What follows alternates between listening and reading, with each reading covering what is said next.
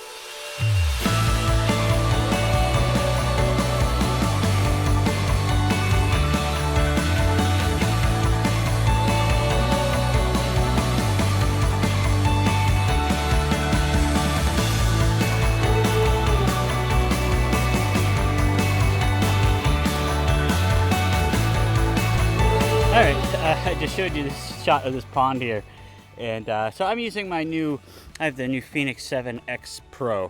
If you've been following me for a while, you know I've been using my Apple Watch, but not for really long runs. With Grindstone coming up in about a month, I decided I need to upgrade from my Fenix 6X, just because the battery life will not be there for like a 30-hour plus run. I'm using the course. I designed the course. It was really a big pain in the neck last night because I was trying to do it on my phone and then I couldn't zoom in close enough. And so then I went to my laptop, and I have a smaller laptop, and so the map on that wasn't much bigger. So I wanted to do a loop, but I couldn't figure out how to get the way back. So I'm probably just going to follow the trail. But speaking of following the trail, I was showing you this pond here, and so I was looking at that, and so I was coming here, and with the filming, I went that way, and then my watch was like, no, you're off course, and I completely missed the turn for right there. So I'm finding the new watch helpful already. I might do a brief review. You know, I'm not really a big tech, I love tech, but not a big tech reviewer on the channel, but I might do a little bit. Some new things that I've learned. But anyway, we're about a mile and a half in. I went about almost a mile in, and I tried to take my poles out, and they were frozen up. That happens sometimes with me. I sweat a lot, and then if I'm not using the poles that often, they get dried up, and I can't get them out. So I brought them back to the truck because I was like, I'm not going to carry them for 20 miles if I can't use them. And so all in all, I'm probably about 4 miles in. I'm hoping I can get those fixed. Those are really expensive, and I just got them a couple of months ago. But anyway, we're gonna go up this way. It's gonna be a little bit more difficult without poles, but that's unfortunate because I've been trying to work more on my upper body because I found in my long runs, it's my shoulders and my triceps that hurt because I've been using the poles. So I was really hoping to get a lot of work in today with that, but I guess we'll get in some extra leg work. All right, here we go.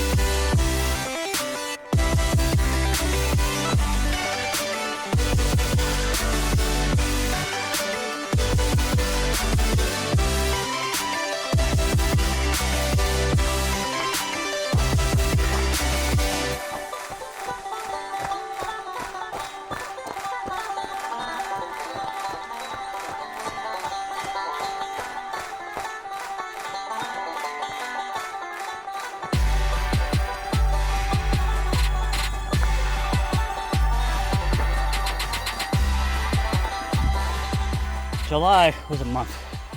Oh, let me tell you about it. All right, the beginning of July, so I've been getting ready for the Grindstone 100. And, you know, May, June, I had a 50 miler in May. June was I was getting there, building some momentum. And for those of you who've been following me for a long time, know that I am a momentum guy. My watch is telling me to turn here. And so I was doing okay.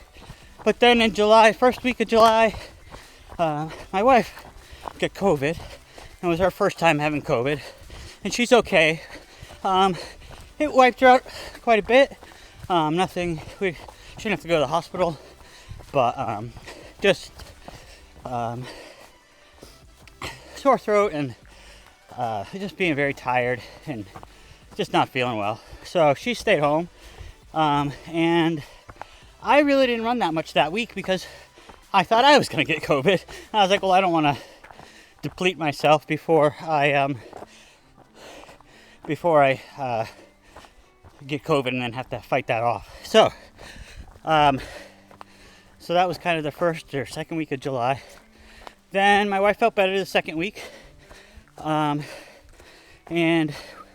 we had a lot of rain in our area, so my lawn, I've mentioned my lawn before, is hard to keep up with because it's just so wet. And you can't mow it that often, but it grows really fast. So I had a Sunday that instead of doing my second long run, I spent about 5 hours mowing the lawn. But as a result of that, I got really bad poison ivy on my back, my legs, and my arm. And so that was just really uncomfortable and not something I really wanted to sweat that much in. You know, and unfortunately I also got it like right underneath where my watch goes. So that was an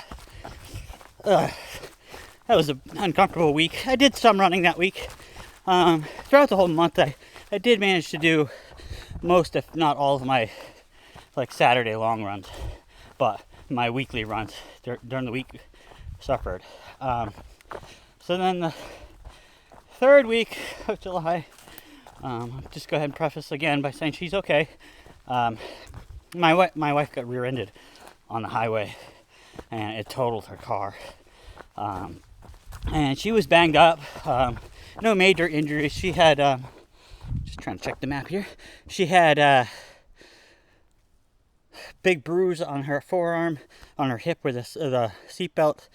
Let's see, I'm going straight. Okay, where the seatbelt like dug into her, and then she also braced herself with one of her legs, and kind of, we don't know if she tore it or if it's just a strain, but that all got bruised up. And so that was on a Monday, and so that whole week was bad. You know, she was, like I said, her injuries they hurt a lot, but nothing permanent.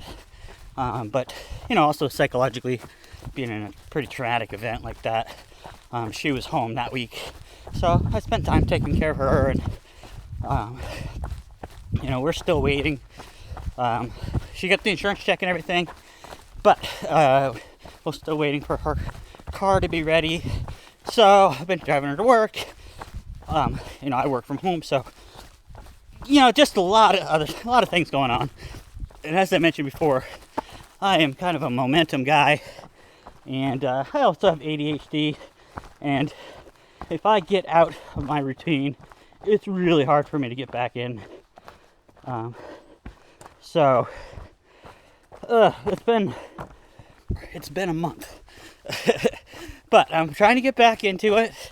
I'm out here. Oh, that's cool. I don't know if that's on my course or not, but I'm gonna go check it out.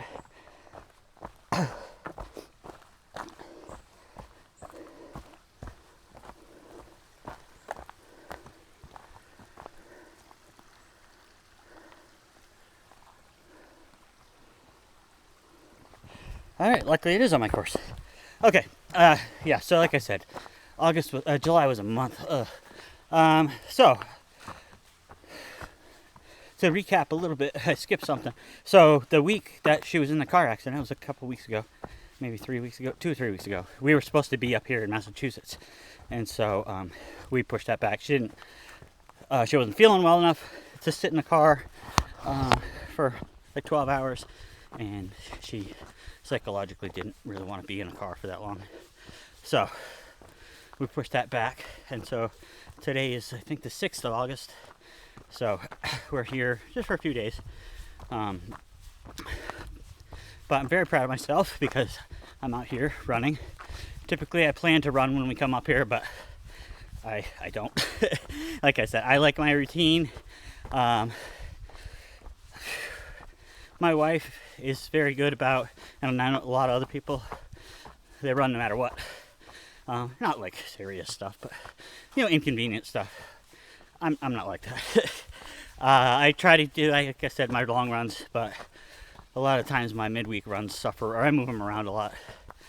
So I have filming, as of filming, like 6 weeks to the Grindstone 100. So I'm kind of at a crossroads here. I'm obviously not gonna not train between now and then, but I have to decide if Grindstone's gonna be a race or if it's gonna be a, you know, get it done, you know, just do it and get the UTMB points.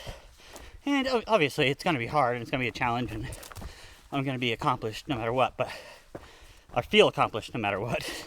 But I don't want to go into it with unrealistic expectations, I guess is where I'm going with this. But anyway, all right, that was July. So I will keep on going here, and maybe later I'll talk about my plan going forward.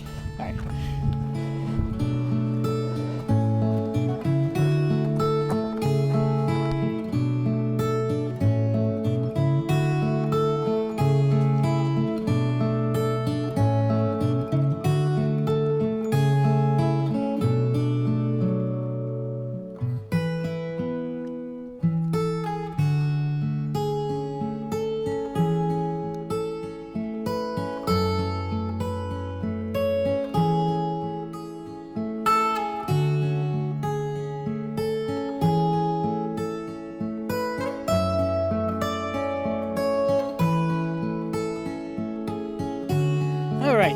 About 9 miles in. I'm about a mile away from my turnaround. I showed you mile 7. I stopped at that pond and refilled my water.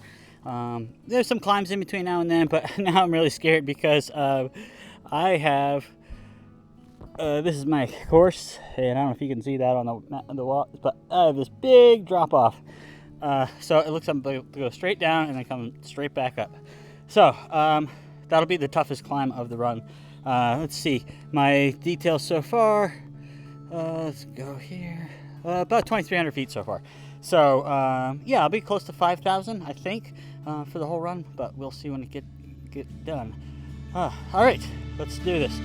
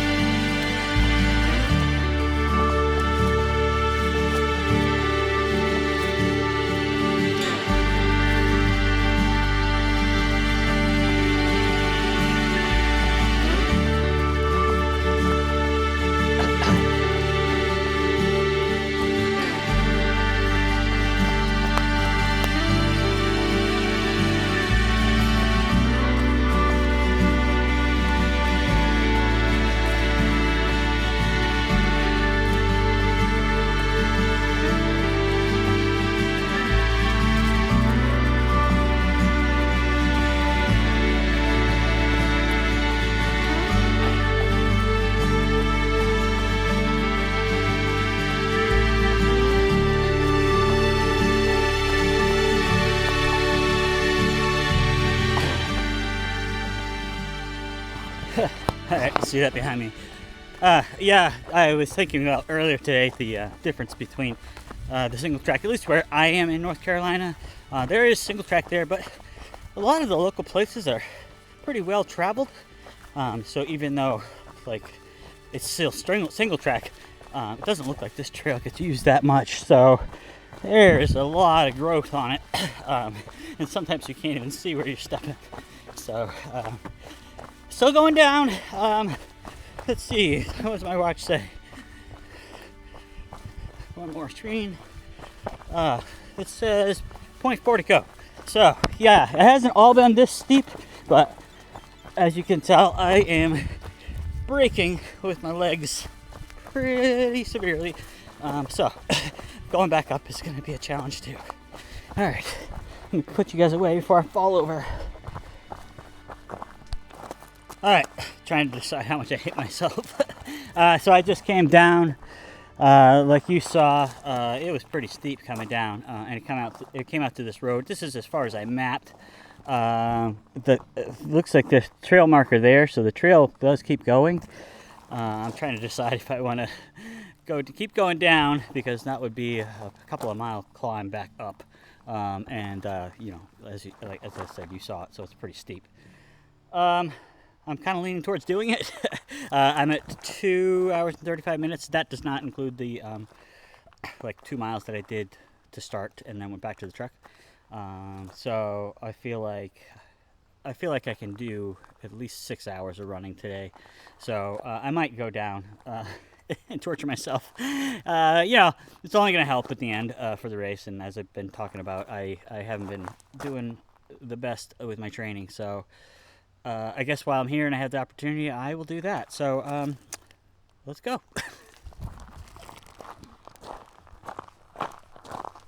All right, that I decided to go down this hill, so it was about 1.5 miles.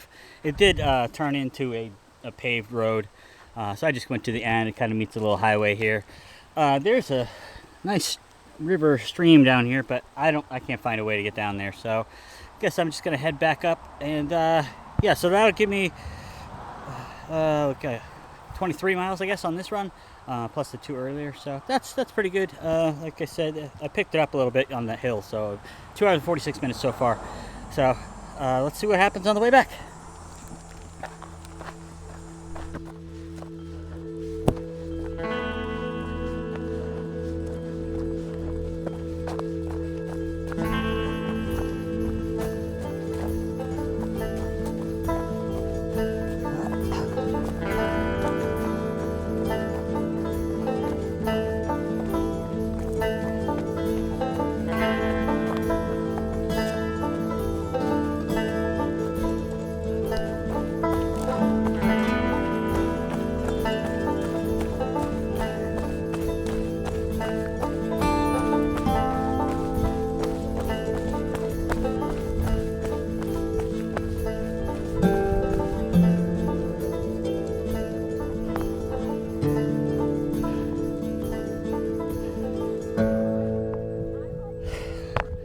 Alright, the pond I stop at on the way in is just around the corner. Stop my horse.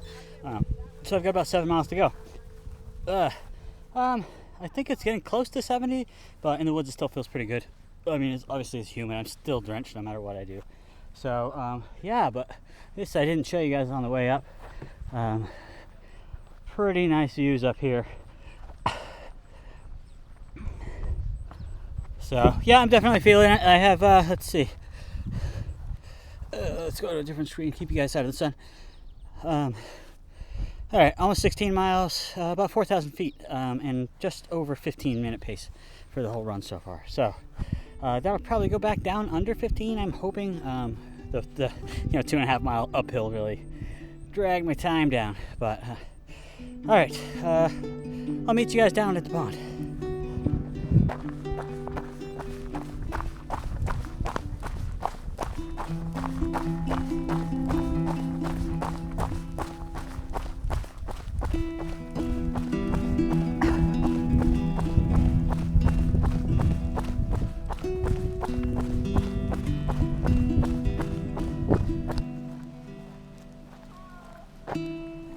Alright guys, I am running low on battery, but I promised I'd take you back to the pond, so there we are. I refilled, and I've got 7 miles to go, so I'm going to turn this off, and I'll catch you